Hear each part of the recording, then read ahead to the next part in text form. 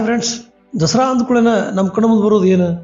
ಅಲ್ಲಿ ನಡೆಯೋ ಜಂಬೂ ಸವಾರಿ, ಮೈಸೂರು ಅರಮನೆ, ಸಂಭ್ರಮ, ಅಲಂಕಾರ ಮತ್ತು ಮೆರವಣಿಗೆಗಳು. ಆದ್ರೆ ಭಾಳ ಜನಕ್ಕೆ ದಸರಾ ಯಾವಾಗ ಚಲೋ ಆಯ್ತು, ಯಾರು ಮಾಡಿದ್ರು, ಹೆಂಗೆ ಮಾಡಿದ್ರು, ಕಾರಣ ಏನು ಅಂತಲೇ ಗೊತ್ತಿಲ್ಲ. ಸರಿ, ಬರ್ರಿ ಇವತ್ತು ನಾವು ದಸರಾ ಬಗ್ಗೆ ಈ ವಿಡಿಯೋದಾಗ ಪೂರ್ತಿ ತಿಳ್ಕೊಳ್ಳೋಣ. ಫ್ರೆಂಡ್ಸ್, ಆ್ಯಕ್ಚುಲಿ ದಸರಾ ಶುರು ಮಾಡಿದವರು ಯಾರಂದ್ರೆ ಕಂಪ್ಲಿ ರಾಜ್ಯದ ರಾಜ ಆಗಿದ್ದ ಕಂಪ್ಲಿ ರಾಯನ ಮಗ ಗಂಡುಗಲಿ ಕುಮಾರರಾಮ.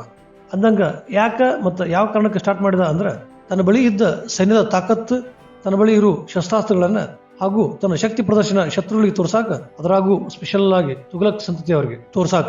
ಇದನ್ನ ಇನ್ನ ಕರೆಕ್ಟ್ ಆಗಿ ಹೇಳ್ಬೇಕಂದ್ರೆ ನಾವೇನು ಈಗ ಪ್ರತಿ ವರ್ಷ ಗಣರಾಜ್ಯೋತ್ಸವ ಮಾಡ್ತೀವಲ್ಲ, ಅದನ್ನ ಗಂಡುಗಲಿ ಕುಮಾರರಾಮ ಅವತ್ತ ದಸರಾ ಹೆಸರಿನಿಂದ ಮಾಡ್ತಿದ್ದ. ಅಲ್ಲಿಂದ ಶುರುವಾದ ದಸರಾ ಮುಂದೆ ಗಂಡುಗಲಿ ಕುಮಾರರಾಮನ ಅಕ್ಕನ ಮಕ್ಕಳಾದ ಹಕ್ಕಬುಕ್ಕರು ಆನೆಗುಂದಿಯೊಳಗೆ ದಸರಾ ಮುಂದುವರಿಸ್ಕೊಂಡು ಹೋಗ್ತಾರೆ. ಆಮೇಲೆ ಅದು ವಿಜಯನಗರ ಸಾಮ್ರಾಜ್ಯ ಆಗುತ್ತೆ. ಅಲ್ಲಿಂದ ದಸರಾ 300 ವರ್ಷಗಳ ಕಾಲ ಜಗತ್ತಿನಾಗ ಯಾರು ಕಂಡು ಕೇಳಿರದಂತ ವೈಭವದಿಂದ ವಿಜೃಂಭಣೆಯಿಂದ ನಡೀತದೆ. ಕೃಷ್ಣದೇವರಾಯನಂತ ರಾಜರ 1 ಲಕ್ಷ ಸೈನಿಕರು ಪರೇಡ್ ಮಾಡ್ತಿದ್ರು. ಕನ್ನಡದಾಗ ಒಂದು ಮಾತದ ಗೊತ್ತದಲ್ಲ, ಮರಣವೇ ಮಹಾನವಮಿ. ಅಂದ್ರೆ ಈ ದಸರಾದ ನಿಜವಾದ ಅರ್ಥನ ಯುದ್ಧ. ಯುದ್ಧ ಗೆದ್ದ ವಿಜಯದ ಸಂಕೇತ, ವಿಕ್ಟರಿ. ವಿಜಯನಗರದ ರಾಜರು ಈ ದಸರಾ ಮಾಡ್ತಿದ್ದ ಕಾರಣನ ತಮ್ಮ ಶತ್ರುಗಳಾದ ಆದಿಲ್ಶಾಹಿಗಳಿಗೆ, ಬಹುಮನಿ ಸುಲ್ತಾನರಿಗೆ ತಮ್ಮ ಶಕ್ತಿ ಪ್ರದರ್ಶನ ಮಾಡಿ ನಮ್ಮನ್ನು ಕೆಣಕ್ ಬ್ಯಾಡ್ರಿ ಅಂತ ಹೇಳಾಕ. ಈ ವಿಜಯದಶಮಿ ಮೂಲವಾಗಿ ಇಲ್ಲಿಂದ ಶುರು ಆಯ್ತು ಅಂದ್ರೆ ಮಹಾಭಾರತದಿಂದ.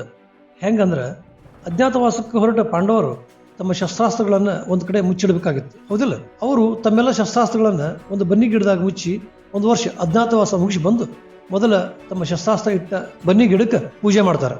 ಆಮ್ಯಾಗ ತಮ್ಮ ಆಯುಧಗಳನ್ನು ತಗೊಂಡು ಅವಕ್ಕೂ ಪೂಜೆ ಮಾಡ್ತಾರೆ. ಅವಾಗ ಶುರು ಆಗಿದ್ದ ಬನ್ನಿ ಪೂಜೆ, ಆಯುಧ ಪೂಜೆ. ಅಂದ್ರ ಇದನ್ನ ಮೂಲತಃ ಪ್ರಾರಂಭ ಮಾಡಿದ್ದ ಪಾಂಡವರು ಕೌರವರ ಮೇಲೆ ಯುದ್ಧ ಮಾಡಿ ಗೆದ್ದಿರೋ ಸಂಕೇತನ ವಿಜಯದಶಮಿ.